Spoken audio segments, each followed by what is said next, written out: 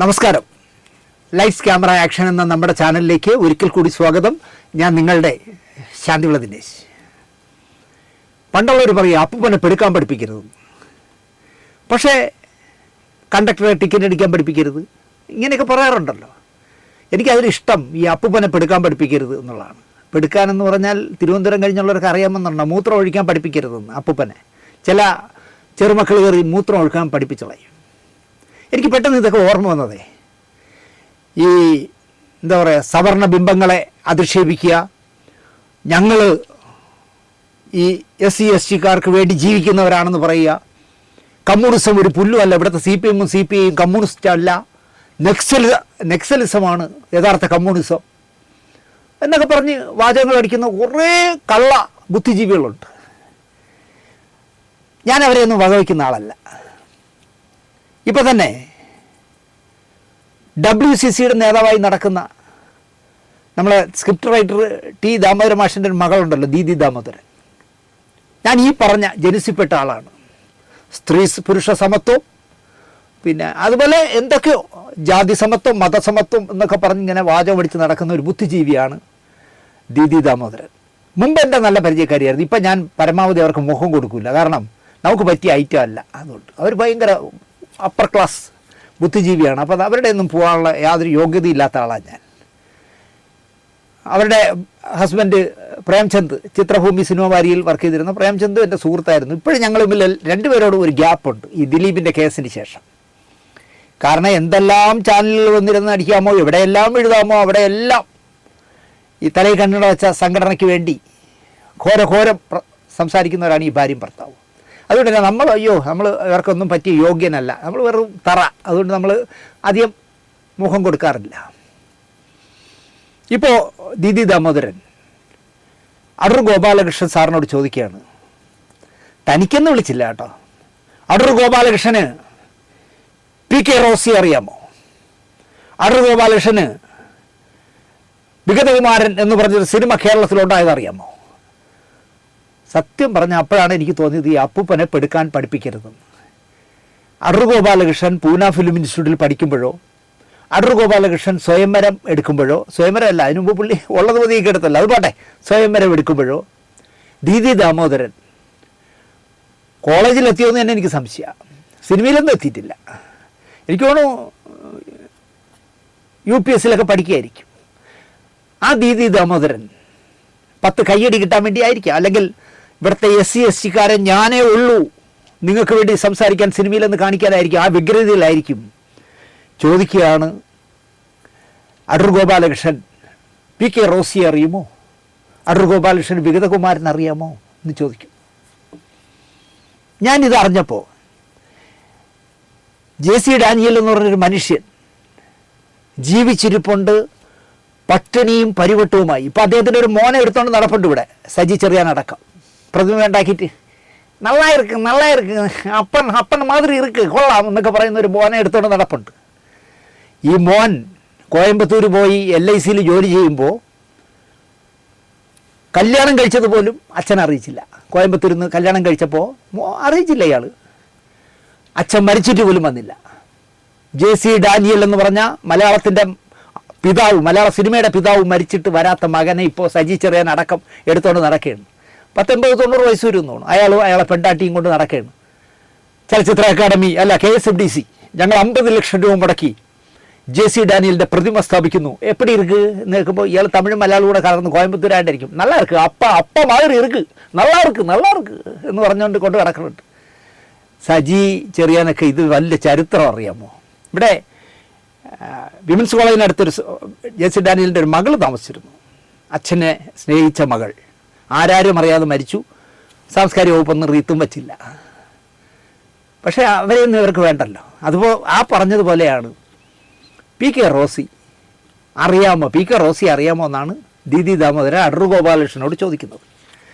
ഞാൻ ഈ വിവരം അറിഞ്ഞിടം തന്നെ ഞാൻ നേരത്തെ പറഞ്ഞല്ലോ, ഒരു നേരത്തെ ആഹാരം കഴിക്കാൻ, ഒരു നല്ല മരുന്ന് വാങ്ങാൻ, ഒരു നല്ല ഡ്രസ്സ് എടുക്കാൻ നിവൃത്തിയില്ലാതെ തമിഴ്നാട്ടിൽ നാഗർകോവിലിൽ താമസിക്കുന്ന JC ഡാനിയലിനെ നേരിട്ട് പോയി കണ്ട, ജീവനോടെ കണ്ട 4-5 പേരേറ്റ കണ്ടു. ആ 5 പേരിൽ ഒരാളാണ് ചേലങ്ങാട്ട് ഗോപാലകൃഷ്ണൻ. ഞാൻ സ്നേഹപൂർവ്വം ഗോപാലകൃഷ്ണൻ മാമ എന്ന് വിളിക്കുന്ന ആൾ, വയലാറിൻ്റെ അടുത്ത സുഹൃത്തായിരുന്ന ആൾ, ഒരുപാട് പുസ്തകങ്ങൾ എഴുതിയ ആൾ, ആലുവയിൽ സ്റ്റുഡിയോ തുടങ്ങിയ ആൾ, ഒരുപാട് പറയാം ചേലങ്ങാട്ട് ഗോപാലകൃഷ്ണൻ മാമനെക്കുറിച്ച്. മലയാള സിനിമയുടെ ചരിത്രം ആരംഭിക്കുന്നത് സത്യം പറഞ്ഞാൽ എഴുത്തിൽ ആരംഭിക്കുന്നത് ചേലങ്ങാട്ടിൽ നിന്നാണെന്ന് ഞാൻ പറയും. അപ്പോൾ അദ്ദേഹത്തിൻ്റെ മകൻ സാജു ചേലങ്ങാടുണ്ട്. അപ്പം ഞാൻ സാലു ചേലങ്ങാടിനെ വിളിച്ചു. ഈ പി കെ റോസിയെ അടൂർ ഗോപാലകൃഷ്ണൻ അറിയാമെന്നൊക്കെ ദീദി ദാമോദരൻ ചോദിക്കുന്നു. എന്ത് പറയാനുണ്ട് സാജു എന്ന് വെച്ചപ്പോൾ സാജു ഒരു ഒറ്റ പൊട്ടിച്ചിരി. സാജു പറയുകയാണ്, JC ഡാനിയലിനെ നേരിട്ട് കണ്ട മനുഷ്യൻ എൻ്റെ അച്ഛനാണ്.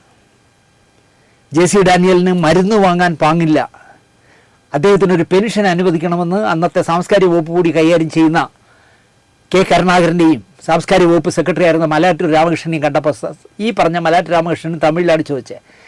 അയാളതിന് മലയാള സിനിമയല്ലല്ലോ ചെയ്തത്, തമിഴനല്ലേ, തമിഴിന് നമ്മളെന്തിനു കൊടുക്കണേ എന്ന് ചോദിച്ചു. ഗോപാലകൃഷ്ണൻ മാമൻ പറഞ്ഞു, തമിഴിനാണോ? അതെങ്ങനെ പറഞ്ഞ്? കേരളത്തിൽ തിരുവനന്തപുരത്ത് ഷൂട്ട് ചെയ്ത് തിരുവനന്തപുരത്ത് പ്രദർശിപ്പിച്ച് തിരുവനന്തപുരത്ത് സ്റ്റുഡിയോ ഇട്ട JC ഡാനിയൽ എങ്ങനെ തമിഴിനാവും? അല്ല, അതിൽ ഭാഷയില്ലല്ലോ, മലയാളമില്ലല്ലോ. മനസ്സിലായില്ലേ? അങ്ങനെ ഒരുപാട് തർക്കമായി. മലാറ്റൂർ രാമകൃഷ്ണൻ ആ നുണ മുഴുവൻ കരുണാകരന് പറഞ്ഞു കൊടുത്തു. ചിത്രാഞ്ജലി സ്റ്റുഡിയോ ഉണ്ടാക്കാൻ KSFDC ഉണ്ടാക്കാനുള്ള മീറ്റിങ്ങിൽ ആ കമ്മിറ്റിയിൽ അംഗമായിരുന്ന ചേലങ്ങാട്ട് ഗോപാലകൃഷ്ണൻ ഈ വിഷയം എടുത്തിട്ടപ്പോൾ കരുണാകരൻ ഗെറ്റ് ഔട്ട് അടിച്ചില്ല എന്നേ ഉള്ളൂ. എന്നിട്ട് പോലും അദ്ദേഹം പണിപ്പെട്ട് JC ഡാനിയലിന് പെൻഷൻ വാങ്ങിക്കൊടുത്ത, ജീവിതത്തിൻ്റെ അവസാന റീൽ ഓടുമ്പോൾ മരുന്നിനും ചായ കുടിക്കാനുള്ള പൈസ വാങ്ങിക്കൊടുത്ത ആളാണ് ചേലങ്ങാട്ട് ഗോപാലകൃഷ്ണൻ. ആ ചേലങ്ങാട്ട് ഗോപാലകൃഷ്ണൻ മാമൻ്റെ മകൻ സാജു ചേലങ്ങാട് എന്നോട് പറയാണ്, ദിനേശേ, JC ഡാനിയലിന് വേണ്ടി, PK റോസിക്ക് വേണ്ടി ചേലങ്ങാട് ഗോപാലകൃഷ്ണൻ എന്ന് പറഞ്ഞാൽ എൻ്റെ അച്ഛൻ എന്തൊക്കെ പ്രവൃത്തികൾ ചെയ്തിട്ടുണ്ടോ അതിനെല്ലാം 100% പിന്തുണ പ്രഖ്യാപിച്ച ആളായിരുന്നു അടൂർ ഗോപാലകൃഷ്ണൻ. PK റോസിയെ തമസ്കരിക്കപ്പെട്ടു പോയതും അവർക്ക് അർഹമായ അംഗീകാരം കേരളത്തിൽ കിട്ടിയില്ലായിരുന്നു. അതുപോലെ തന്നെയാണ് JC ഡാനിയലിനും സംഭവിച്ചതെന്നും. അതുകൊണ്ട് താങ്കൾ ഈ പുസ്തകത്തിൽ അവർക്ക് അർഹമായ പരിഗണന നൽകി തന്നെ എഴുതണമെന്നും ഒക്കെ ഉപദേശിച്ച, കഴിഞ്ഞ ആഴ്ചയും സാജു ചേലങ്ങാടും അടൂരും പങ്കെടുത്ത ഒരു ചടങ്ങിലും ചേലങ്ങാടിനെ കുറിച്ചും ചേലങ്ങാട് PK റോസിയെക്കുറിച്ചും JC ഡാനിയലിനെ കുറിച്ചും പറഞ്ഞതൊക്കെ വലിയ കാര്യമായി അദ്ദേഹം പ്രസംഗിച്ചു എന്ന് എന്താ പറഞ്ഞു. ദിനേശ്, ഒരിക്കലും അടൂർ ഗോപാലകൃഷ്ണനോട് PK റോസി അറിയാമോ അല്ലെങ്കിൽ JC ഡാനിയലിനെ അറിയാമോ വിഗതകുമാരനെ അറിയാമോ എന്ന് ചോദിക്കരുത്, അത് വിവരക്കേടാണ്. ഞാൻ പറഞ്ഞു, ഞാനല്ല ചോദിച്ചത്, ദീദി ദാമോദരൻ എന്ന് പറഞ്ഞ ബുദ്ധിജീവി, മലയാള സിനിമയിലെ ബുദ്ധിജീവിയാണ് ചോദിച്ചത് എന്ന് ഞാൻ പറഞ്ഞു. അയാളൊരു ചിരി ചോദിച്ചു, അല്ല എന്ത് ചെയ്യാൻ, PK റോസിയെ അറിയാമോ എന്ന് അടൂർ ഗോപാലകൃഷ്ണനോട് ചോദിക്കാൻ തക്ക വളർച്ച എത്തിയിരിക്കുന്നു ഇവിടുത്തെ ബുദ്ധിജീവി തലയിൽ കണ്ണട വയ്ക്കുന്ന പെൺ സംഘടനകൾ അല്ലെങ്കിൽ അതിൻ്റെ നേതാക്കളെന്ന് പറയാം. ഇവിടെ എനിക്ക് പറയാനുള്ളത്, ചിത്ര നിലമ്പൂർ എന്ന് പറഞ്ഞ ഒരു SC സമുദായത്തിൽപ്പെട്ട ഒരു പെൺകുട്ടിയുണ്ട്. ഞാൻ നേരിട്ട് പരിചയമൊന്നുമില്ല. നിങ്ങൾ ഈ പ്രോഗ്രാം കാണുന്നവർ ഈ പറയുന്ന ചിത്ര നിലമ്പൂരിൻ്റെ ഫേസ്ബുക്കിൽ കയറി നോക്കണം. ഇപ്പോൾ ഇവിടെ നടന്ന ഈ ഇഷ്യൂവായിട്ട്, അടൂരിൻ്റെ ഇഷ്യൂവുമായി ബന്ധപ്പെട്ട് ചിത്ര നിലമ്പൂർ പറയുന്നത്, ഞാൻ 2022 മാര എന്ന പേരിൽ, എനിക്ക് തോന്നുന്നു ആദിവാസികളുടെ കഥയെന്ന് തോന്നുന്നു, മാര എന്ന പേരിൽ ഒരു സ്ക്രിപ്റ്റ് ചിത്രാഞ്ജലിയിൽ സബ്മിറ്റ് ചെയ്തു, പെണ്ണുങ്ങളുടെ സിനിമയ്ക്ക് അല്ലെങ്കിൽ SC/ST സിനിമയ്ക്ക്. മാര വായിച്ചവരെല്ലാം എനിക്ക് കൈ തന്നു. മാര ഓരോരോ കടമ്പകളും കടന്നുപോയി. 5 ദിവസം എന്തോ ക്ലാസ് കൊടുത്തു, പലതും ചെയ്ത് ഫൈനലിലേക്ക് എത്തുമ്പോൾ നിങ്ങൾ അന്ന് 1 കോടി രൂപയാണ് കൊടുക്കുന്നത്. 1 കോടി രൂപ കൊണ്ട് ഈ സിനിമ തീരില്ല എന്ന് തീർത്തും ചിത്ര നിലമ്പൂർ പറഞ്ഞു. എന്നാൽ നിങ്ങൾക്ക് ഈ സിനിമ തരുന്നില്ല എന്ന് പറഞ്ഞ് ചിത്രയെ ഒഴിവാക്കി. ചിത്ര പറയുന്നത്, ആ ഫേസ്ബുക്കിൽ പറയുന്നത്, അടൂർ സാർ ഇപ്പോൾ പറഞ്ഞതുപോലെ എനിക്ക് അന്നൊരു 2-3 മാസത്തെ ഒരു ട്രെയിനിങ്ങിൽ പങ്കെടുക്കാൻ കഴിഞ്ഞിരുന്നുവെങ്കിൽ മാര ചിലപ്പോൾ സംഭവിച്ചേനെ. ഞാൻ ആ ബജറ്റ് എല്ലാ കാര്യങ്ങളും എനിക്ക് മനസ്സിലാക്കാൻ പറ്റും, ഷൂട്ടിങ്ങിൻ്റെ കാര്യങ്ങൾ മനസ്സിലാക്കാൻ പറ്റും, കോസ്റ്റ്യൂംസിൻ്റെ കാര്യങ്ങൾ മനസ്സിലാക്കാൻ പറ്റും, എങ്ങനെ ഈ 1 കോടി രൂപയിൽ നിർത്തി ഈ സിനിമ എടുക്കാമെന്നുള്ള കാര്യം എനിക്ക് ആ ക്ലാസ്സിൽ പഠിക്കാമായിരുന്നു. അടൂർ സാറ് പറഞ്ഞ ആ വലിയ, അതായത് സ്ത്രീകൾക്കും SC/ST സ്ത്രീകൾക്കും ക്ലാസ്, ഒരു കർക്കശമായ 3 മാസത്തെ ക്ലാസ് കൊടുക്കണമെന്നുള്ള ആ അവകാശത്തെ ഞാൻ 100% പിന്തുണയ്ക്കുന്നു. അടൂർ സാറ് പറഞ്ഞതുപോലെ അന്ന് ആ കമ്മിറ്റി ഇതുപോലെ ഞങ്ങൾക്ക് ക്ലാസ് തരാനൊരു ഗ്രൂപ്പ് ഉണ്ടായിരുന്നെങ്കിൽ എൻ്റെ മാര നടന്നു പോയേനെ എന്നാണ്, ആ സിനിമ ഇറങ്ങിപ്പോയേനെ എന്നാണ്. സിനിമ നടന്നില്ല, ചിത്ര നിലമ്പൂർ പറയുന്നത്. അപ്പോൾ അടൂർ ഗോപാലകൃഷ്ണനെ ചെളിവാരി എറിയാൻ ഇവിടുത്തെ ഒരു കൂട്ടർ ഇറങ്ങുമ്പോൾ, വേണമെങ്കിൽ സവർണർ എന്ന് തന്നെ പറയാം.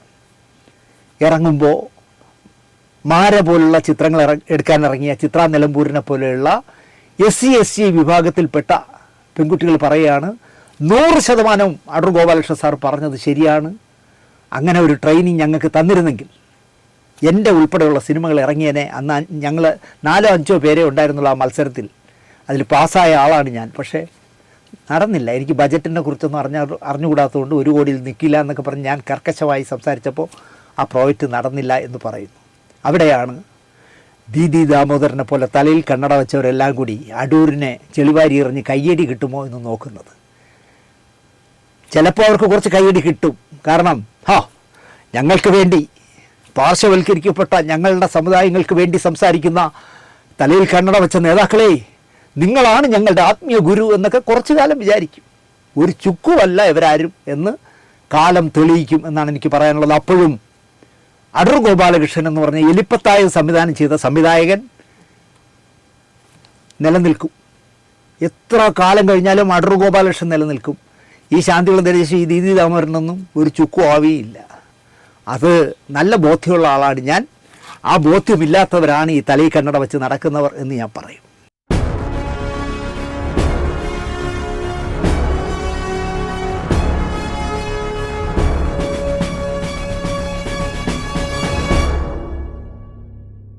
നമസ്കാരം.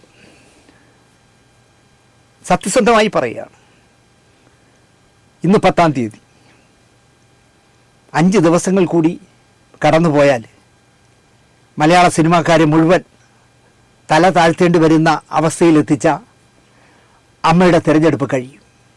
തലേ ദിവസം 14-ാം തീയതി, 4 ദിവസം കഴിഞ്ഞാൽ പ്രൊഡ്യൂസർമാരുടെ നിർമ്മാതാക്കളുടെ ഇലക്ഷനും കഴിയും. ഇനി എന്തൊക്കെയാണ് നടക്കാൻ പോകണമെന്ന് എനിക്കറിയില്ല രണ്ടിടത്തും. അതിലെ ഏറ്റവും ഭീഭത്സമായ കാഴ്ചകൾ നമ്മൾ ദിവസവും കണ്ടുകൊണ്ടിരിക്കുന്നത് അമ്മയിലാണ്. ഒരു മത്സരമാകുമ്പോൾ പരാതി പറയലും പരിഭവം പറച്ചിലും അഴിമതി ചൂണ്ടിക്കാട്ടലും ഒക്കെ ഉണ്ടാവും. അത് സ്വാഭാവികമാണ്.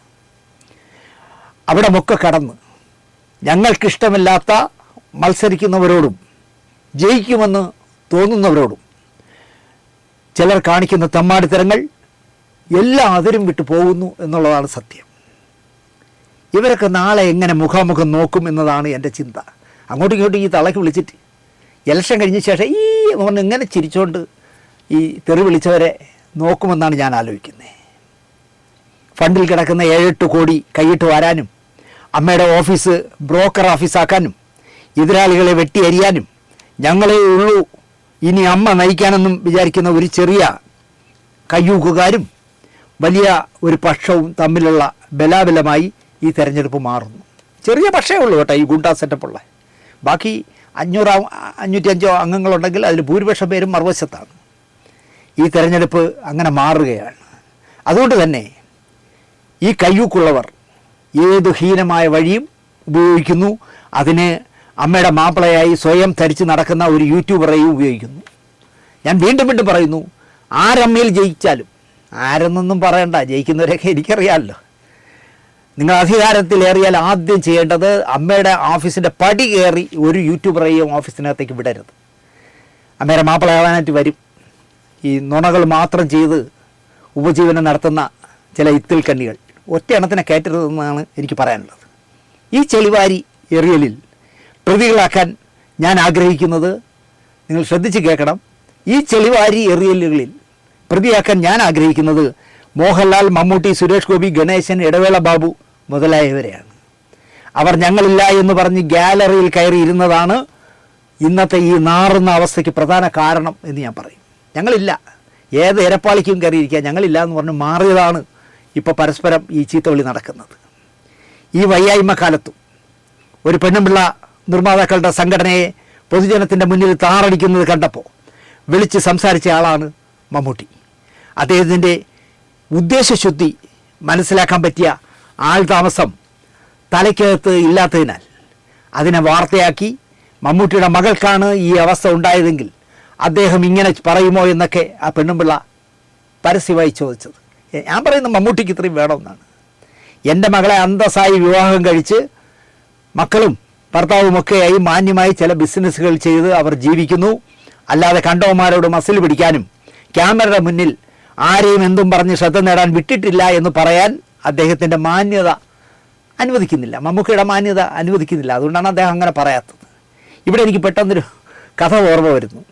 ഇനിയിപ്പോൾ എന്നെ കൊല്ലാൻ നടക്കുന്ന ഒരുത്ത തിരുവനന്തപുരത്തുണ്ട്, അവൻ കയറി ഇനി പ്രശ്നം ഉണ്ടാക്കുമെന്ന് എനിക്കറിയില്ല. ഭദ്രൻ ചേട്ടൻ്റെ സ്ഫടികം എന്ന് പറഞ്ഞ പടത്തിൻ്റെ ഷൂട്ടിംഗ് നടക്കുകയാണ്. ഒരുപാട് ക്യാമറമാൻമാർ മാറി മാറി വന്നല്ലോ. ഒരു ഷെഡ്യൂളിൽ ക്യാമറമാൻ എസ് കുമാറായിരുന്നു, എൻ്റെ നാട്ടുകാരൻ. എസ് കുമാർ ലൈറ്റപ്പ് എല്ലാം കഴിഞ്ഞു, റിഹേഴ്സൽ നോക്കാം എന്ന കട്ടകുത്തിയപ്പോൾ ഭദ്രൻ ചേട്ടൻ അസോസിയേറ്റ് ഡയറക്ടറോട് പറഞ്ഞു, വിളിക്ക് ആർട്ടിസ്റ്റുകളെ വിളിക്ക്.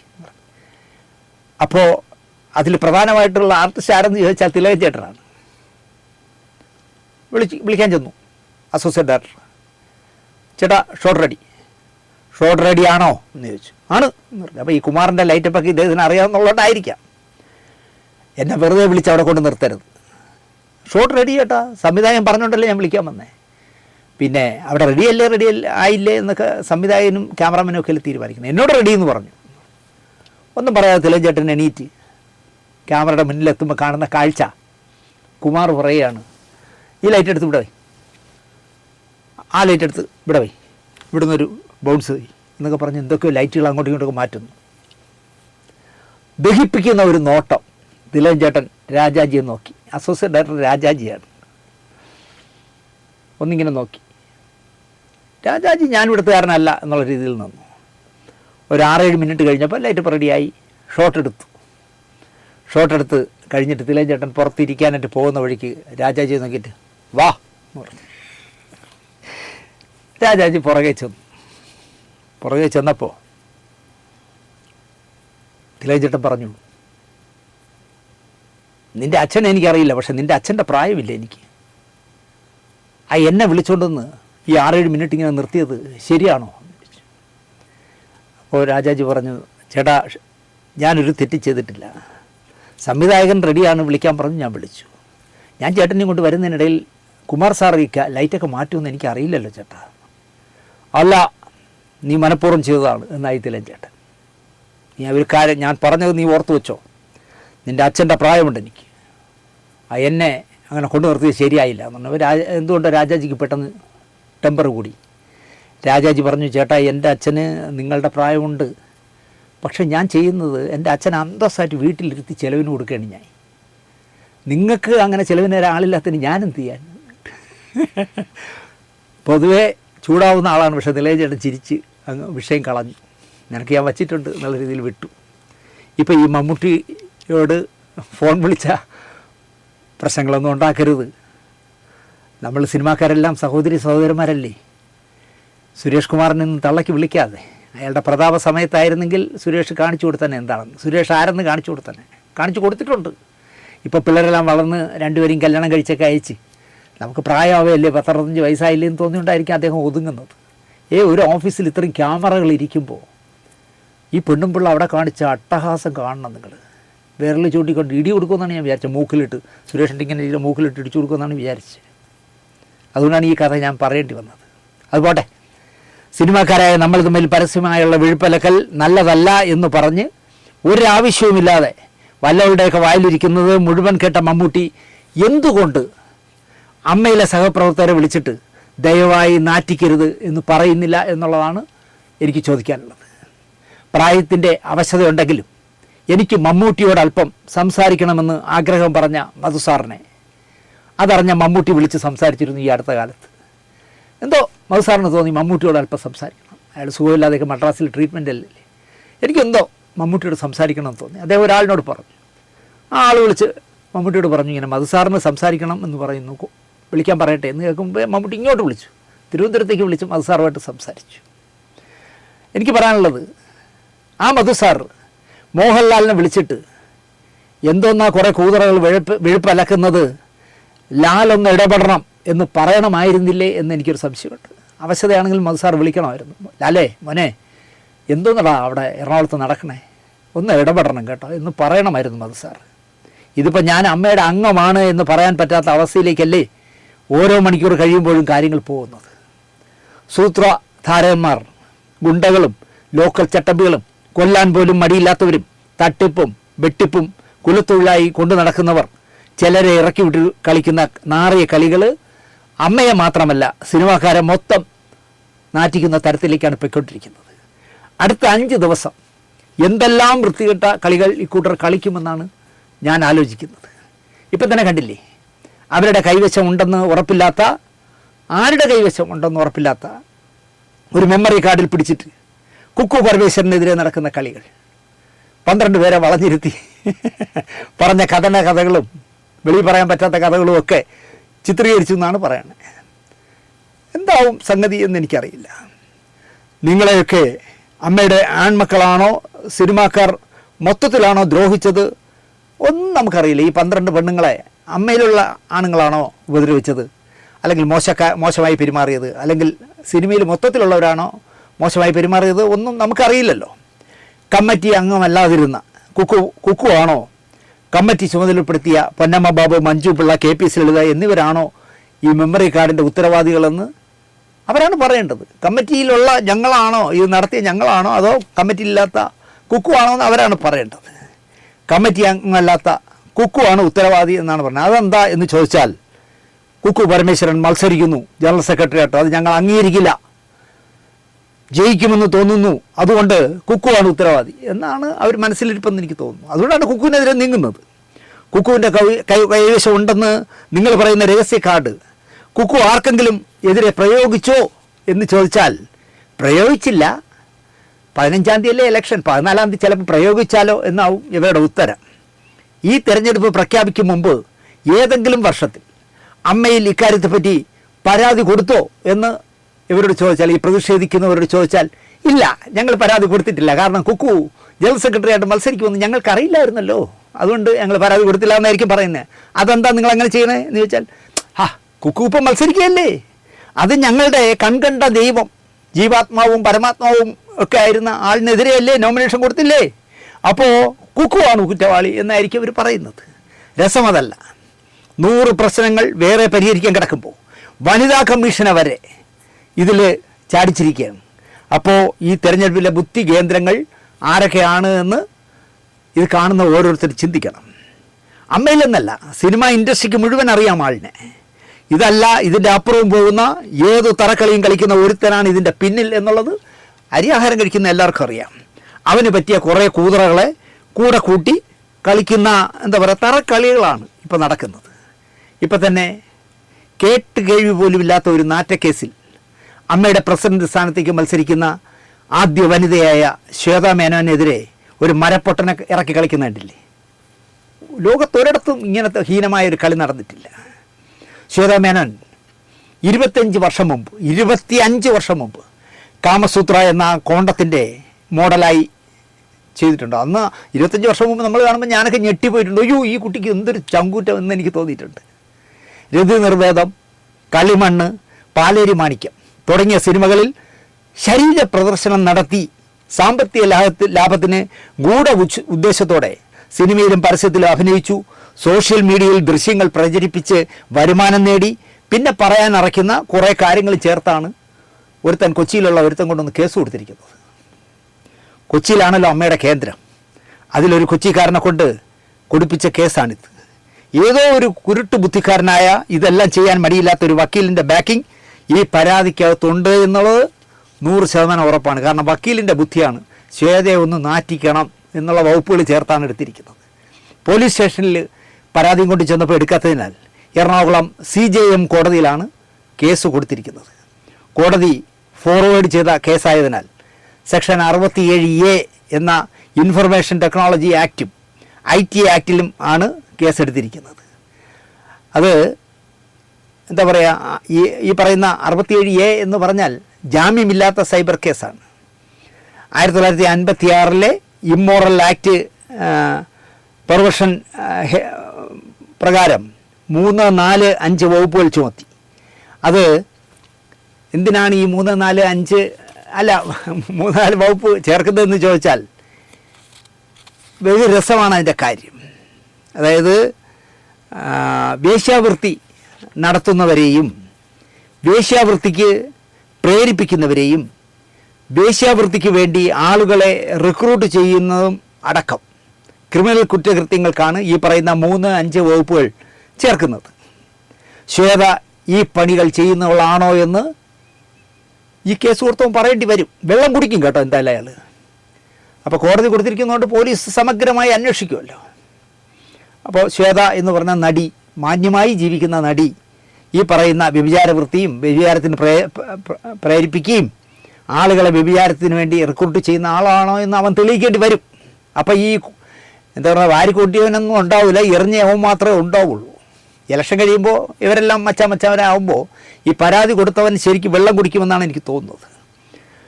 ശ്വേത മേനോൻ എന്ന് പറഞ്ഞ നടി ഈ പണികൾ ചെയ്യുന്നവളാണോ? ഇത് സർക്കാർ അന്വേഷിക്കണം. ഇത്തരം വകുപ്പുകൾ ഇടാൻ ഏത് ഏമാൻ പറഞ്ഞുവെന്ന് ആഭ്യന്തര വകുപ്പ് കൈകാര്യം ചെയ്യുന്ന മുഖ്യമന്ത്രി അല്ലെങ്കിൽ ഈ സർക്കാർ അന്വേഷിക്കണം എന്നാണ് എനിക്ക് പറയാനുള്ളത്. എനിക്കറിയാവുന്ന ശ്വേത മേനോൻ എന്ന ചുറുചുറുക്കുള്ള അഭിനേത്രി വേശ്യാവൃത്തി നടത്തുന്നതായോ വേശ്യാലയം നടത്തുന്നതായോ എനിക്കറിയില്ല. നഗ്നത പ്രദർശിപ്പിച്ച് അവർ നടക്കാറുമില്ല. തൻ്റെ നഗ്നത വിറ്റ് കാശാക്കാറുമില്ല. ഗുരുതരമായ വകുപ്പുകളാണിത്.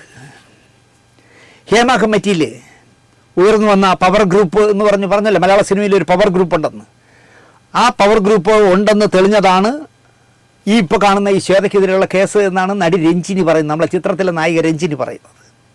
അനാശാസ്യ നിരോധന നിയമവും IT ആക്റ്റും ഒക്കെ ചേർന്ന് സാമ്പത്തിക ലാഭത്തിനായി സിനിമയിലും പരസ്യത്തിലും അഭിനയിച്ച് കാശ് നേടിയതാണ് ശ്വേത നേടിയെന്നുള്ളതാണ് കേസ്.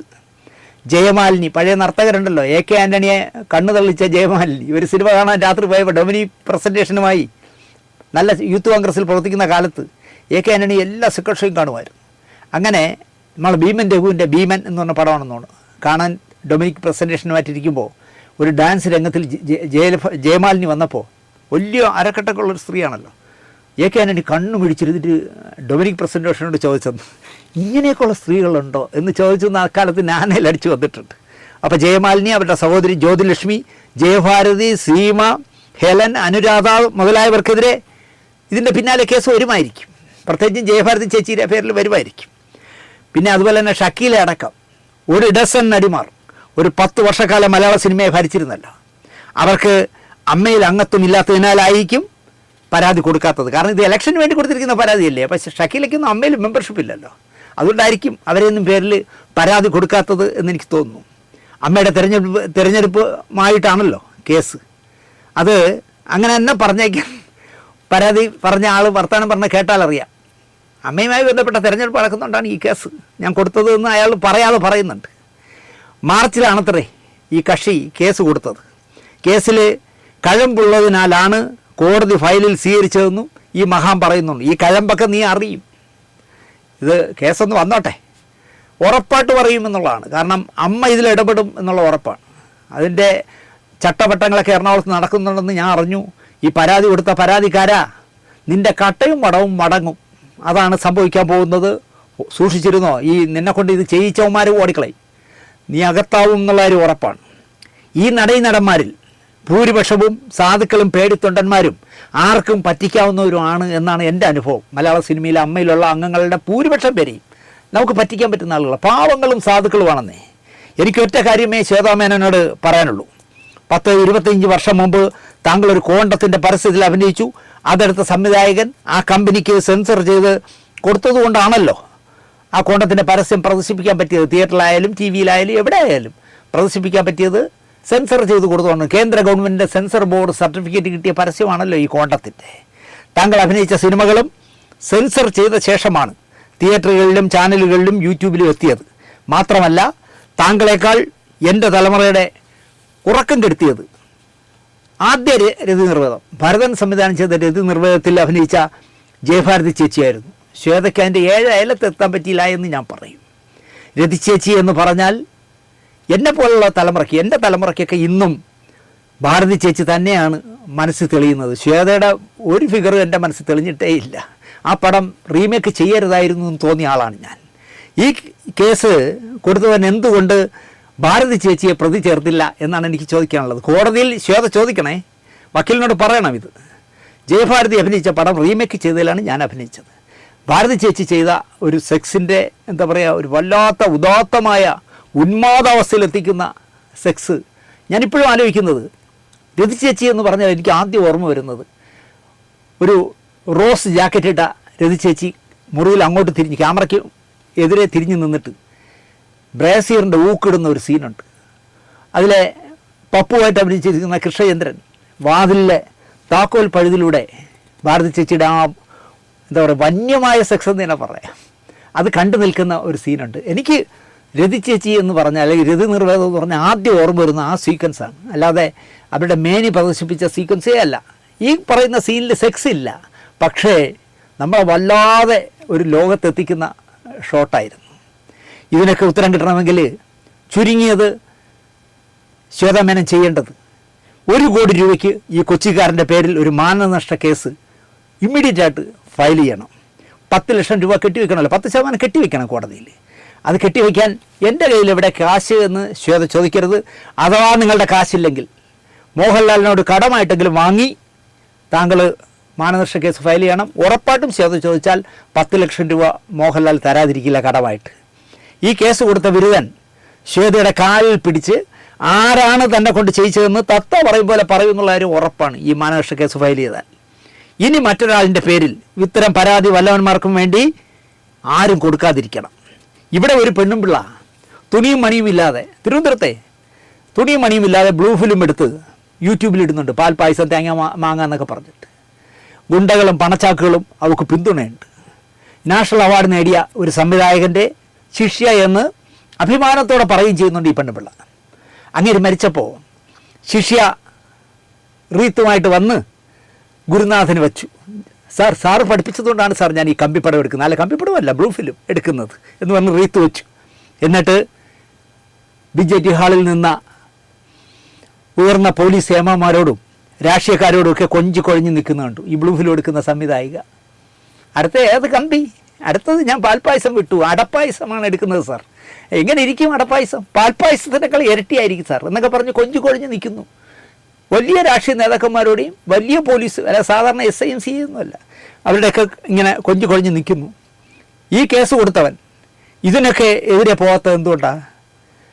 പുറകിൽ പൊക്കുവിടാൻ ആളില്ലാത്തതുകൊണ്ടായിരിക്കാം, അല്ലെങ്കിൽ ഈ പറഞ്ഞ സംവിധായിക്ക് അമ്മയിൽ അംഗത്വം ഇല്ലാത്തതുകൊണ്ടായിരിക്കാം. അമ്മയിലൊരു ശുദ്ധികലശം അനിവാര്യമായിരിക്കുന്നു. കൈബലമുള്ളവർ ഒക്കെ കാര്യക്കാരാവുകയും അവനൊക്കെ പിന്തുണ നൽകാൻ കുറേ തൈക്കളവുകളും ഇവരൊക്കെ പുള്ളി കുത്തിയാൽ, ഈ പറഞ്ഞ ബാച്ചുകളെയൊക്കെ ഒന്ന് പുള്ളി കുത്തിയാൽ തന്നെ അമ്മ ക്ലീനാകും എന്നാണ് എൻ്റെ വിശ്വാസം. അതിന് ശ്വേത തന്നെ മുൻകൈ എടുക്കണമെന്ന് ഞാൻ പറയും. കാരണം ശ്വേത എന്തായാലും പ്രസിഡൻ്റ് ആകുമ്പോൾ ശ്വേത ആദ്യം ചെയ്യേണ്ടത് അതാണ്. ഇവിടെ ഇതുപോലുള്ള കള്ളക്കേസുകൾ കൊടുക്കുക, ഭീഷണിപ്പെടുത്തുക, മേശയിലിട്ടിടിക്കുക, ആരെങ്കിലും കണക്ക് ചോദിച്ചാൽ മേശയിലിടിക്കുക, കൊന്നുകളയെന്ന് പറയുക, ശ്വേതയ്ക്ക് പേര് കൊടുത്ത പോലെ കള്ളക്കേസുകൾ കൊടുപ്പിക്കുക, ഇവരെയൊക്കെ ഒന്ന് അച്ചടക്കം പാലിപ്പിക്കണം ശ്വേത എന്നാണ് എനിക്ക് പറയാനുള്ളത്. ശ്വേതയെ അറിയാവുന്നവർക്കറിയാം, മോശമല്ലാത്ത ഒരു ജീവിത ചുറ്റുപാടിൽ വളർന്ന പെൺകുട്ടിയാണ്. ആക്ടിവിസ്റ്റുകൾ എന്ന് നെഞ്ചത്തടിച്ച് പറയുന്നവർ കാണിക്കാത്ത ചങ്കൂറ്റം 10-25 വർഷം മുമ്പ് കോണ്ടത്തിൻ്റെ പരിസ്ഥിതി ചെയ്യുമ്പോൾ കാട്ടിയ പെൺകുട്ടിയാണ്. ന്യൂസ് പേപ്പർ അസോസിയേഷൻ്റെ കേരള റീജിയണലിൻ്റെ കൊണാണ്ടറാണ്, അല്ല ജനറൽ സെക്രട്ടറിയാണ് ഈ പരാതിക്കാരൻ എന്ന് പറയുന്നു ഈ മഹാൻ.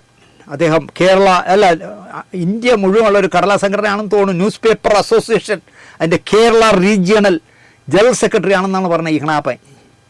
CJM കോടതിയുടെ മുമ്പാകെ CMB 6667/25 എന്ന നമ്പറിൽ സമർപ്പിച്ച അന്യായം ബഹുമാനപ്പെട്ട CJM കോടതി എറണാകുളം സെൻട്രൽ പോലീസിന് കൈമാറി. അന്വേഷണം ആരംഭിക്കാൻ പോവുകയാണെന്ന് പറയുന്നു ആ പോലീസ് ഉദ്യോഗസ്ഥൻ. പൊതുപ്രവർത്തനാണത്രേ പരാതിക്കാരൻ. പിന്നെ മനോരമയേക്കാൾ വലിയ ഏതോ പത്രത്തിൻ്റെ മുതലാളിയുമാണ്. ഒരു പത്ര മുതലാളി എന്നാണ് പറയുന്നത്. മനോരമയേക്കാളും സർക്കുലേഷനുള്ള ഏതോ ഒരു പത്രത്തിൻ്റെ മുതലാളിയാണ്. അന്യായമായി പറയുന്നതാണ് രസം. ഈ കേസിലെ പ്രതിയായ ശ്വേതമേനൻ സിനിമയിലും പരസ്യങ്ങളിലും അല്ലാതെയും അറപ്പുളവാക്കുന്ന വിധത്തിൽ നഗ്നതയോടെ വൾഗറായ അശ്ലീല രംഗങ്ങൾ അഭിനയിച്ച് സോഷ്യൽ മീഡിയ വഴിയും പോൺ സൈറ്റുകൾ വഴിയും പബ്ലിഷ് ചെയ്യുകയും പ്രചരിപ്പിക്കുകയും ചെയ്തു വരുന്നു എന്ന് മാത്രമല്ല, വൾഗറായ സെക്സ് നടിയാണെന്ന കുപ്രസിദ്ധി ദുരുപയോഗം ചെയ്ത് കച്ചവടം ചെയ്യുന്നു എന്നതാണ് പരാതി. കൂടാതെ പ്രതിയുടെ വൾഗറായ സ്വന്തം വീഡിയോയുടെ കൂടെ പ്രായപൂർത്തിയാകാത്ത കുട്ടികളെയും നഗ്നമായതും ലൈംഗിക ബന്ധത്തിൽ ഏർപ്പെടുന്നതും ജനനേന്ദ്രിയങ്ങളും നഗ്ന വയറും അരക്കെട്ടും മാറിടവും അടക്കം പ്രചരിപ്പിച്ച് സെക്സ് മാർക്കറ്റ് ചെയ്യുകയാണ്. ആര്? ശ്വേതമേനൻ. കോടതിയിൽ വരുമ്പോൾ അറിയാം, കടകടകടാന്ന് കാല് വിറയ്ക്കുന്നത് കാണാം. ശ്വേത വയ്ക്കുന്നത് രാമപിള്ള സാറിനെ പോലെ ഏതെങ്കിലും ഒരു പൈസ കൊടുത്തിട്ട് നല്ല വക്കീലിനെ വയ്ക്കണം. കാരണം ഇവൻ ഇനി തല പൊന്തരുത്, ഇതുപോലത്തെ പണികൾക്ക്, ഹീനമായ പണികൾക്ക് പോകരുത്. ആലോചിച്ച് നോക്കിയേ, ഒരു നല്ല നടി, എല്ലാവരോടും പ്ലീസിങ്ങിൽ സംസാരിക്കുന്ന നല്ലൊരു നടിയെ ഇവൻ എന്തൊക്കെ പറയുന്നു നിങ്ങൾ ആലോചിച്ച് നോക്കൂ. എന്തെല്ലാം ജോലികൾ ശ്വേതാമേനൻ ചെയ്യുന്നു നിങ്ങൾ ആലോചിച്ച് നോക്ക്. പ്രതി ശ്വേതാമേനൻ പണം സമ്പാദിക്കാൻ വേണ്ടി സെക്സ് വേഷങ്ങൾ ഇനിയും ചെയ്യുമെന്ന് പ്രഖ്യാപിച്ചിട്ടുള്ള ഈ പ്രതി കാമസൂത്ര കോണ്ട ഉപയോഗിച്ച് ലൈംഗിക ബന്ധത്തിൽ ഏർപ്പെടുന്ന വീഡിയോ പോൺ സൈറ്റ് വഴി കണ്ടത് 30 കോടിയോളം ആളുകളാണെന്ന് പ്രതി തന്നെ ഒരു അഭിമുഖത്തിൽ പറഞ്ഞു എന്നാണ് പറയുന്നത്. അതായത് കാമസൂത്രയുടെ കോണ്ടത്തിൻ്റെ പരസ്യത്തിൽ ഞാൻ അഭിനയിച്ചത് 30 കോടി ആളുകൾ കണ്ടു കഴിഞ്ഞു. അത് കണ്ടതിന് ശ്വേതാമേനൻ പറഞ്ഞെന്തിനാ, ഫോണിലെടുത്ത് അടിച്ച് നോക്കിയാൽ പോരെ. അതേവനെ അറിയില്ലായിരിക്കും, അതാണ് പ്രശ്നം. കൂടാതെ I am the hottest and sexiest woman in the world എന്നാണ് പ്രതി അഭിമുഖത്തിൽ പറയുന്നത്. ലോകത്തെ സെക്സിൻ്റെ സിമ്പലായ നടിയാണ് ഞാനെന്ന് ഇവർ അഭിമുഖങ്ങളിലൊക്കെ പറയുന്നു എന്നാണ് പറയുന്നത്. ഈ നടി നഗ്നയായി കാമസൂത്രയുടെ പരസ്യത്തിൽ ഒരു പുരുഷനോടൊപ്പം വൾഗറായി അഭിനയിച്ച ഫോട്ടോകൾ ഇപ്പോഴും ലഭ്യമാണ് എന്നാണ് അവൻ പറഞ്ഞത്. അത് കാമസൂത്രയുടെ പരസ്യം എടുത്തവർ പിന്നെ അത് ഒളിച്ചു വയ്ക്കുമോ? അവർ സെൻസർ ചെയ്ത ഫോട്ടോകളല്ലേ പുറത്തു വിടുന്നത്. Hot and sexy video of actress Shweta Menon എന്ന യൂട്യൂബിൽ തിരഞ്ഞാൽ കിട്ടും. ഇവരുടെ സെക്സ് കാര്യങ്ങളൊക്കെ നിങ്ങൾക്ക് കാണണമെങ്കിൽ ഈ പറഞ്ഞ ഇതിൽ നോക്കാനാണ് പറഞ്ഞത്. Hot and sexy video of actress Shweta Menon എന്ന യൂട്യൂബിൽ തപ്പാനാണ് ഇയാൾ പറയുന്നത്. കൊച്ചുകുട്ടികളുടെ സെക്സ് വ്യാപാരം പോലും ശ്വേതാമേനൻ നടത്തുന്നു, കോടികൾ വരുമാനം നേടുന്നു എന്നാണ് ഇയാൾ പറയുന്നത്. കൊച്ചുകുട്ടികളെയൊക്കെ ശ്വേതാമേനൻ എവിടെ പെടുത്തി എന്നുള്ളത് തത്ത പറയുമ്പോൾ കോടതി പറയേണ്ടി വരും. അപ്പോൾ അവിടെ ഒന്നുണ്ട് തെറ്റുപറ്റി എന്ന് പറഞ്ഞാൽ ഒന്നും കോടതി വിടില്ല. ഈ പ്രതിയുടെ അറിവോടെയും സമ്മതത്തോടെയും പങ്കാളിത്തത്തോടെയും കൂടി നടത്തുന്ന ഈ സൈറ്റുകൾ, അതായത് ശ്വേതാമേനനാണ് ഈ സൈറ്റെല്ലാം നടത്തുന്നത്. സോഷ്യൽ മീഡിയ വഴി കോടിക്കണക്കിന് ആളുകൾ കാണുകയും കോടികൾ ഈ പ്രതി സമ്പാദിക്കുകയും ചെയ്യുന്നു. അതായത് യൂട്യൂബിൽ നിന്ന് കോടിക്കണക്കിന് രൂപയാണ് ശ്വേത സമ്പാദിക്കുന്നത് എന്നാണ് ഈ മഹാൻ പറയുന്നത്. ബാങ്ക് അക്കൗണ്ടിലൊക്കെ ഇത് തെളിയിച്ചു കൊടുക്കേണ്ടി വരും. ഈ പോൺ യൂട്യൂബിലുള്ള എന്താ പറയുക, പോൺ സെക്ഷനിൽ ശ്വേതാമേനൻ ഇതെല്ലാം വിറ്റ് എത്ര കോടി ഉണ്ടാക്കി എന്നൊക്കെ ഇയാൾ പറയേണ്ടി വരും. കോടതിയെ കളിയാക്കാൻ പറ്റില്ലല്ലോ അവന്. സെക്സ് മയക്കുമരുന്ന് മാഫിയ ഈ പ്രതിയുടെ പിന്നിൽ പ്രവർത്തിക്കുന്നു എന്ന വിവരവും എനിക്ക് ലഭിച്ചിട്ടുണ്ട് അത്രേ. അപ്പോൾ ആഭ്യന്തര വകുപ്പ് കൈകാര്യം ചെയ്യുന്ന മുഖ്യമന്ത്രിക്ക് എളുപ്പമായി ഈ മഹാൻ പറയുന്നത് കേട്ടുകൊണ്ട് ശ്വേതയെ അറസ്റ്റ് ചെയ്താൽ മതി, കേരളത്തിലെ മുഴുവൻ എന്താ പറയുക മയക്കുമരുന്നിൻ്റെയും ഉറവിടം കണ്ടുപിടിക്കാൻ പറ്റുമെന്നാണ് അവൻ പറയുന്നത്. കുറേ ഉണ്ട്, ഇവ ഇനിയും ഒരുപാട് കാര്യങ്ങൾ പറയുന്നുണ്ട്.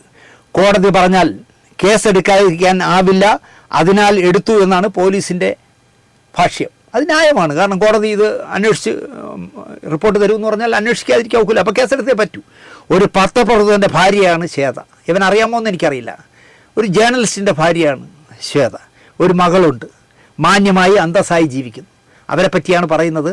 ബ്ലൂ ഫിലിം എടുത്ത് യൂട്യൂബിലിട്ട് കോടിക്കണക്കിന് രൂപ കൊച്ചുകുട്ടികളുടെ അവരെ ഇട്ട് പൈസ ഉണ്ടാക്കുന്നു എന്ന് ഈ മഹാൻ പറയുന്നത്.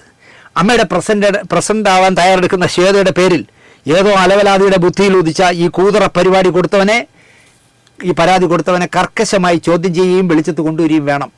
ഒരു കുടം പാലിൽ ഒരു തുള്ളി വിഷം വീണാൽ മതി, ആ പാല് മുഴുവൻ നശിച്ചു പോകും. ശ്വേതാമേനനും കുക്കു പരമേശ്വരനും മാത്രമായാണ് ഈ തറക്കളി ഇപ്പോൾ കളിക്കുന്നത്. ഇവരെ രണ്ടുപേരെ മാത്രം തീർത്താൽ മതി എന്നാണ് ഈ എതിരാളികൾ, അമ്മയിലുള്ള എതിരാളികൾ തീരുമാനിച്ചിരിക്കുന്നത്.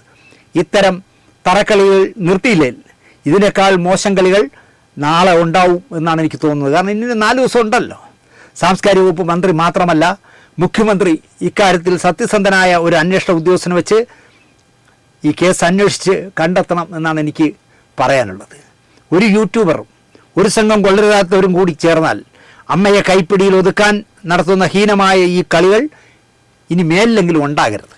മൗനം പാലിക്കുന്ന മോഹൻലാലും മമ്മൂട്ടിയും അടക്കം ഇക്കാര്യത്തിൽ നേരിൽ കണ്ടില്ലെങ്കിലും ഫോണിലൂടെയെങ്കിലും മുഖ്യമന്ത്രിയോട് കാര്യങ്ങൾ അവതരിപ്പിക്കണം. കാരണം ഇവർ രണ്ടുപേരും വിളിച്ചാലും മുഖ്യമന്ത്രി എടുക്കും. അതുകൊണ്ട് മദ്രാസിൽ റെസ്റ്റ് എടുക്കുന്ന മമ്മൂട്ടി ആയാലും മോഹൻലാൽ ആയാലും നേരിൽ വന്ന് തിരുവനന്തപുരത്ത് വന്ന് അദ്ദേഹത്തെ കാണേണ്ടതാണ്. കണ്ടില്ല എങ്കിൽ ഫോണിലൂടെയെങ്കിലും മുഖ്യമന്ത്രിയോട് കാര്യങ്ങൾ അവതരിപ്പിക്കണം. കാരണം ഇല്ലെങ്കിൽ ചരിത്രം നിങ്ങൾക്ക് മാപ്പ് തരില്ല. അത്രയും ഹീനമായ പ്രവൃത്തിയാണ് ചെയ്തിരിക്കുന്നത്.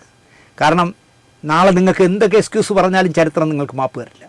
അമ്മയിലെ ഒരു പ്രധാനപ്പെട്ട അംഗം അല്ലെങ്കിൽ പ്രസിഡന്റ് സ്ഥാനാർത്ഥിയായി മത്സരിക്കുന്ന ഒരു സ്ത്രീയെക്കുറിച്ച് അനാവശ്യ കേസ് കൊടുത്താൽ എന്തെങ്കിലും സത്യത്തിൻ്റെ കണികയുണ്ടെങ്കിൽ കുഴപ്പമില്ലായിരുന്നു. യൂട്യൂബിൽ വരുന്ന പ്രോഗ്രാമിന് അവരെന്ത് ചെയ്യാനെന്ന്, അല്ലെങ്കിൽ അവരുടെ കോണ്ട 30 കോടി പേർ കണ്ടെങ്കിൽ ശ്വേതമേനൻ എന്ത് ചെയ്യാൻ? അന്ന് ആ പരസ്യത്തിൽ അഭിനയിച്ച് അവർ ചോദിച്ചാൽ പൈസ വാങ്ങിച്ചുകൊണ്ട് പോയിക്കാണ്. സംസ്കാര സമ്പന്നരായ അല്ലെങ്കിൽ സമ്പന്നനായ party general secretary MA baby തന്നെ മുഖ്യമന്ത്രിയെ വിളിച്ച് വിഷയം പറയണം എന്നാണ് എനിക്ക് പറയാനുള്ളത്. അദ്ദേഹം പറയുമോ എന്നെനിക്കറിയില്ല. പറയാൻ സ്വാതന്ത്ര്യമുള്ള മന്ത്രി ഗണേഷ് കുമാർ നേരിട്ട് പിണറായിയെ കാണണം. അന്വേഷണക്കാർ പലതും പറയും. അതിനു മുന്നേ സത്യസന്ധമായി ഗണേശന് പറയാനാവും മുഖ്യമന്ത്രിയോട്. ഇതിൻ്റെ പിന്നിൽ കളിച്ചവനെപ്പറ്റി, അവനെ ഓശാന പാടുന്ന മാതൃക വനിതകളെപ്പറ്റിയുമൊക്കെ ഗണേശനാവുമ്പോൾ പിണറായിയോട് പറയാൻ കഴിയും. കാരണം ഗണേശൻ അറിയാമല്ലോ, കൂടെ കിടക്കുന്നവർക്കല്ലേ രാപ്പനി അറിയാൻ പറ്റൂ. ഗണേശൻ പറയണം, സഖാവേ ഈ കേസ് ഈ മണ്ടനെ കൊണ്ട് കൊടുപ്പിച്ചതും അതാരെന്ന് ഞാൻ പറഞ്ഞുതരാം, അവൻ്റെ ചരിത്രം പറഞ്ഞുതരാം, അവൻ്റെ പിന്നാലെ നടക്കുന്ന പെണ്ണുങ്ങൾ ആരൊക്കെയെന്ന് ഞാൻ പറഞ്ഞുതരാം, അവരെ ചരിത്രം പറഞ്ഞു തരാമെന്ന് പറഞ്ഞ് ഗണേശൻ പറഞ്ഞു കൊടുക്കണമെന്നാണ് എനിക്ക് പറയാനുള്ളത്. പിന്നെ എന്ത് ന്യായീകരിച്ചിട്ടും ഒരു കാര്യവുമില്ല. അമ്മയിലൊരു ശുദ്ധികലശം നടത്താൻ പറ്റിയ സമയമാണ് ഇതെന്ന് ഗണേശൻ അടക്കമുള്ളവർ ഓർക്കുന്നത് നല്ലത്. തന്തയുടെ പ്രായമുള്ള ഒരു വൃത്തികെട്ട ഞരമ്പൻ MP ഒരു വള്ളംകളി ഉദ്ഘാടന വേദിയിൽ വൃത്തികേട് കാണിച്ചപ്പോൾ പോലും സംയമനം പാലിച്ച ആളാണ് ശ്വേതമേനൻ. എനിക്കന്ന് അവരോട് ഭയങ്കര ബഹുമാനം തോന്നി. കൊല്ലത്തൊരു വള്ളംകളി ഉദ്ഘാടനം ചെയ്യാൻ വന്നിട്ടേ അവരുടെ അച്ഛൻ, ശ്വേതയുടെ അച്ഛനേക്കാൾ പ്രായമുള്ള ഒരു എഴിച്ചു കിടക്കാൻ വയ്യാത്ത, ഇപ്പോൾ ഇവിടെ കുറി നടപ്പുണ്ട്. ഈ ദ്രോഹിയൊക്കെ കാലിന് വേണ്ടല്ലോ എന്നാണ്. ഷാനവാസിനെയൊക്കെ കൊണ്ടുപോയ സമയത്ത് ഈ ദ്രോഹിയൊക്കെ കൊണ്ടുപോയാൽ പോരായിരുന്നു, ഞരമ്പന്മാരെ. പെണ്ണും കെട്ടില്ല, കാണുന്ന പെണ്ണുങ്ങളെല്ലാം ചന്തി കയറി പിടിക്കുകയും ചെയ്യും അലവലാതി. അപ്പോൾ അവനിങ്ങനെ വൃത്തികേട് കാണിച്ചിട്ട് പോലും അന്ന് ശ്വേതമേനൻ സംയമനം പാലിക്കേണ്ടി ചെയ്ത് അവർ കേസിനൊന്നും പോയില്ല. അവരെ സംരക്ഷിക്കേണ്ടത്, ആശ്വസിപ്പിക്കേണ്ടത്, കൂടെ നിൽക്കേണ്ടത് സിനിമാ രംഗത്തിൻ്റെ ആവശ്യമാണ്. അവിടെ അമ്മ, മാക്ട, ഫെഫ്ക, പ്രൊഡ്യൂസർ, തിയേറ്റർ ഉടമ എന്നൊക്കെ പറഞ്ഞ് മാറി നിൽക്കരുത്. സിനിമാ ഇൻഡസ്ട്രി മൊത്തത്തിൽ ശ്വേതയ്ക്ക് പിന്തുണ കൊടുക്കണം എന്നാണ് എനിക്ക് പറയാനുള്ളത്. ഇനി ഒരുത്തൻ ഇത്തരം വൃത്തികെട്ട കളി കളിക്കരുത്. അതിനായി ശക്തമായ അന്വേഷണവും നിയമ നടപടിയും സർക്കാർ കൈക്കൊള്ളണം. അതുപോലെ കോടതിയുടെ വിലപ്പെട്ട സമയം കളയാൻ കള്ളപ്പരാതിയുമായി മേലിൽ ഒരാളും വരാതിരിക്കാൻ കർക്കശമായ ഇടപെടൽ കോടതിയിൽ നിന്നും ഉണ്ടാകണം. ഒരു കാരണവശാലും ഈ ബോറിനെ വെറുതെ വിടരുത്. ചുരുങ്ങിയത് 1 കോടി രൂപയ്ക്ക് ഈ വ്യാജ പൊതുപ്രവർത്തനെതിരെ കേസ് ശ്വേത ഫയൽ ചെയ്യണം. ആ കിട്ടുന്ന തുക ശ്വേതയ്ക്ക് വേണ്ടായെങ്കിൽ ആ 1 കോടി രൂപ അമ്മയുടെ പൊതുമുതലാകട്ടെ എന്നാണ് ഞാൻ പറഞ്ഞത്. എന്നാലും വിടരുത് എന്നാണ് ശ്വേതയോട് എനിക്ക് പറയാനുള്ളത്. പൾസർ സുനിയേക്കാൾ ഹീനമായ മനസ്സുള്ള ഏവനോ ഇതിൻ്റെ പിന്നിലുണ്ട് എന്ന് ഞാൻ വിശ്വസിക്കുന്നു. അത് പുറത്തു കൊണ്ടുവരണം. അതാണ് എനിക്ക് പറയാനുള്ളത്. കലക്കവെള്ളത്തിൽ മീൻ പിടിക്കുന്നവന്മാർ അമ്മയിലുണ്ട് എന്നാണ് ഈ സംഭവത്തെ ആസ്പദമാക്കി മാല പാർവതി പറഞ്ഞത്. വെള്ളം കലക്കി എന്ന് ഒരമ്മ നടി തന്നെ സമ്മതിച്ചെന്നും മാല പറയുന്നു. ബലിയാടാകുന്നത് 2 സ്ത്രീകളാണെന്നും ഗൂഢാലോചനയ്ക്ക് കേസെടുക്കണമെന്നും മാല പാർവതി പറയുന്നു. കാരണം കുക്കു പരമേശ്വരൻ ജയിക്കണമെങ്കിൽ ജയിക്കട്ടെ, തോക്കണമെങ്കിൽ തോക്കട്ടെ, ശ്വേതമേനൻ ജയിക്കണമെങ്കിൽ ജയിക്കട്ടെ, തോക്കണമെങ്കിൽ തോക്കട്ടെ. പക്ഷേ ഈ 2 പെണ്ണുങ്ങളെ ഫോക്കസ് ചെയ്തുകൊണ്ട് അമ്മയിലെ കൂതറകൾ കാണിക്കുന്ന വേലകളെ, അപ്പം മാല പാർവതി പറയാണ് അവരെ 2 പേരെ പേരിൽ ഫോക്കസ് ചെയ്ത് ചെയ്യുന്നതിന് കേസെടുക്കണമെന്നാണ് പറയുന്നത്. അമ്മയിലെ 10 പേര് പോലും ഈ വിഷയം അറിഞ്ഞിട്ട് മിണ്ടിയിട്ടില്ല എന്നുള്ളതാണ്. ഒരു മാല പാർവതി, പിന്നെ ആരോ 2-3 പേര് മാത്രമേ ഈ ഇഷ്യൂവിൽ ശ്വേതയ്ക്ക് വേണ്ടി സംസാരിച്ചുള്ളൂ. ഒരു ചട്ടമ്പിയെ പേടിച്ച്, ഒരു ഗുണ്ടയെ പേടിച്ച് വീരശൂര പരാക്രമികൾ എത്ര കാലം ജീവിക്കും എന്നാണ് എനിക്ക് ചോദിക്കാനുള്ളത്. ഒന്ന് വായ തുറക്കിനിടാ കഴുതകളെ എന്ന് മാത്രമേ എനിക്ക് പറയാനുള്ളൂ. ഞാൻ അങ്ങനെ പറയൂ. ഈ വായ തുറക്കത്തോമാരെ മുഴുവൻ ഞാൻ കഴുതകളെന്ന് വിളിക്കും. മീശയും വെച്ച് എന്തിനടാ ആണായിട്ട് നടക്കണേ? ഒരു പെൺകുട്ടിയെ അനാവശ്യം പറഞ്ഞ് കള്ളപ്പരാതി കൊടുത്ത് ഈ ഇലക്ഷനിൽ തോൽപ്പിക്കാൻ നടക്കുന്നവന്മാരെ കണ്ടിട്ടും മിണ്ടാതിരിക്കുന്നവന്മാരെ ഞാൻ കഴുതകളെ എന്നേ വിളിക്കുള്ളൂ. അതുകൊണ്ട് ആർജവമുള്ളവന്മാർ ഇനിയെങ്കിലും അമ്മയിലുണ്ടെങ്കിൽ ശ്വേതയ്ക്ക് വേണ്ടി അല്ലെങ്കിൽ ഈ കള്ളപ്പരാതി തെളിയിക്കാൻ ഏതറ്റം വരെ പോകാനും തയ്യാറാകണം എന്ന് മാത്രം പറഞ്ഞുകൊണ്ട് ഇന്ന് 10, ഇനി 4 ദിവസം കൂടെ ഉണ്ട്. എന്തൊക്കെയാണ് സംഭവിക്കാൻ പോകുന്നതെന്ന് നോക്കാം. ഇനി 15-ാം തീയതി ഇലക്ഷൻ്റെ അന്ന് വല്ല ബോംബ് വിട്ടുകളയെന്നാണ് ഞാൻ ആലോചിക്കുന്നത്. എന്ത് ഹീനപണിയും ചെയ്യുമെന്നേ, എന്ത് ഹീനപണിയും ചെയ്യും. ഈ സ്ഥാനാർത്ഥികളായി മത്സരിക്കുന്നവരൊക്കെ അമ്മയുടെ ഓഫീസിലേക്ക് വരുന്നതും പോകുന്നതും ഒക്കെ സൂക്ഷിക്കണം. വഴിയിലിട്ടൊരു കാറ് കൊണ്ടൊന്നിട്ട് ഇടിച്ചു കൊല്ലാൻ വരെ ഉമ്മാനൊന്നും മടിക്കിയില്ല. അത്ര ഹീനമായ മനസ്സുള്ള, കുഷ്ഠം പിടിച്ച മനസ്സുള്ളവന്മാരാണ് ഈ പണി ശ്വേതയ്ക്കെതിരെ ചെയ്തതെന്ന് ഞാൻ പറയും. അതുകൊണ്ട് മീശ വെച്ച ചേട്ടന്മാരെ, നിങ്ങൾ കഴുതകളാകാതെ ആണായിട്ട് പ്രതികരിക്കാൻ തയ്യാറാവണം. ഒരുത്തനെ പേടിച്ച് നടക്കരുത് എന്ന് മാത്രം പറഞ്ഞുകൊണ്ട് ഈ എപ്പിസോഡ് ഞാനിവിടെ അവസാനിപ്പിക്കുന്നു. നന്ദി, നമസ്കാരം.